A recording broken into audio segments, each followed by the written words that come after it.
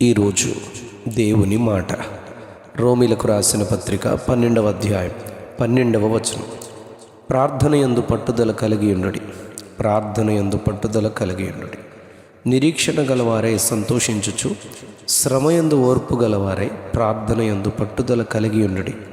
అపోస్తులుడైన పౌలు రోమాలోనున్న దేవుని ప్రియులందరికీ, పరిశుద్ధులుగా ఉండుటకు పిలువబడిన వారికి అందరికీ శుభమని చెప్పి వ్రాస్తూ, పరిశుద్ధులుగా ఉండవలసిన ప్రభువారి పరిశుద్ధతను ప్రతిబింబింపవలసిన దేవుని ప్రియులు ఎలా ఆయన కొరకు జీవించాలో ఈ పత్రికలో 12వ అధ్యాయంలో ఎంతో స్పష్టముగా వివరంగా బోధించారు.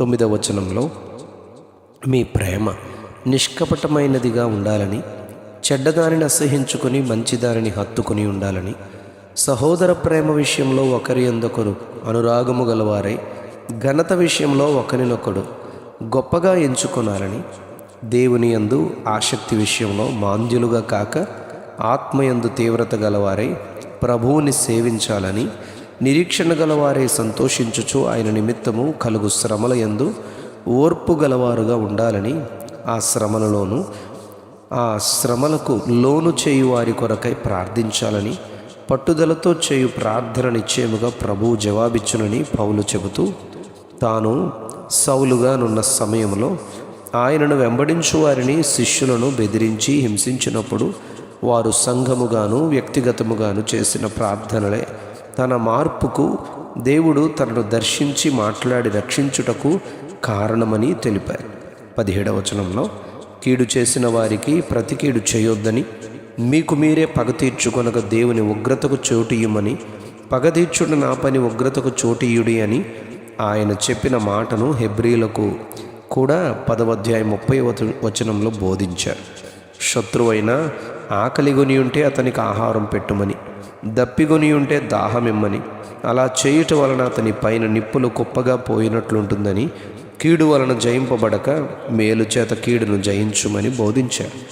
దేవుని సంఘము, ఆయన పిల్లలు, ఆయన ఏర్పరచుకుని వారు అనేసరికి లోకస్తులైన వారికి మనకు ఎంతో వ్యత్యాసం ఉండాలని బోధిస్తూ, శక్యమైతే మీ చేతనైనంత మట్టుకు సమస్త మనుషులతో సమాధానముగా ఉండాలని, ఒక శరీరములో వివిధ అవయవములున్నను ఏకమై ఒక పనిని అవి ఎలాగు చేయునో అలానే క్రీస్తులో మనమందరము అవయవములుగా ప్రత్యేకమైన వారముగా ఉండి ఆయన రాజ్యము కొరకు, న్యాయముగా ఆయన మహిమ కొరకు జీవించాలని హెచ్చరించారు.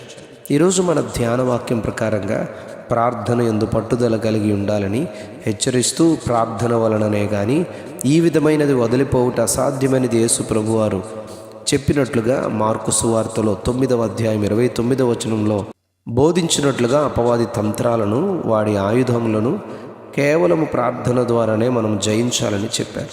మత్తయి సువార్త 18వ అధ్యాయం 19వ వచనంలో, భూమి మీద ఇద్దరు తాము వేడుకొను దేని గూర్చైనా ఏకీభవిస్తే నా తండ్రి వలన అవి దొరుకును అని ఆయన చెప్పారు. లూకా సువార్త 18వ అధ్యాయం 1వ వచనంలో, విసుకక నిత్యము ప్రార్థన చేయవలన అనుటకు ఆయన ఉపమానము ద్వారా బోధించారు. అన్యాయస్తుడైన న్యాయాధిపతిని, దేవునికి మనుష్యులకు భయపడక లక్ష్య పెట్టకనుండు అతనితో ఒక విధవరాలు తనకు తన ప్రతివాదికి న్యాయము చేయమని మాటిమాటికి వెళ్ళి అడిగినందువలన అతడు ఆమెకు న్యాయము చేయాలని ఆమె యొక్క పట్టుదలతో తనను తొందర పెట్టినందున తప్పక ఆమె పక్షముగా న్యాయము జరిగించాలని నిర్ణయించుకున్నట్లే ప్రార్థన యందు పట్టుదల కలిగిన మనకును మన ప్రభువు న్యాయము చేయునని చెప్పారు. అవును, మనము సేవించు దేవుడు న్యాయాధిపతి, ఆయన తప్పక మనకు న్యాయము చేయును అని లూకా సువార్త 18వ అధ్యాయం 8వ వచనంలో చెప్పబడింది. ప్రార్థించుటలో పట్టుదల కలిగి ఉండి ఆయన నుండి సమాధానం పొందుకొందుముగాక. Amen, amen, amen. ప్రార్థన యందు పట్టుదల కలిగి ఉండుడి, ప్రార్థన యందు పట్టుదల కలిగి ఉండుడి. ఆమెన్.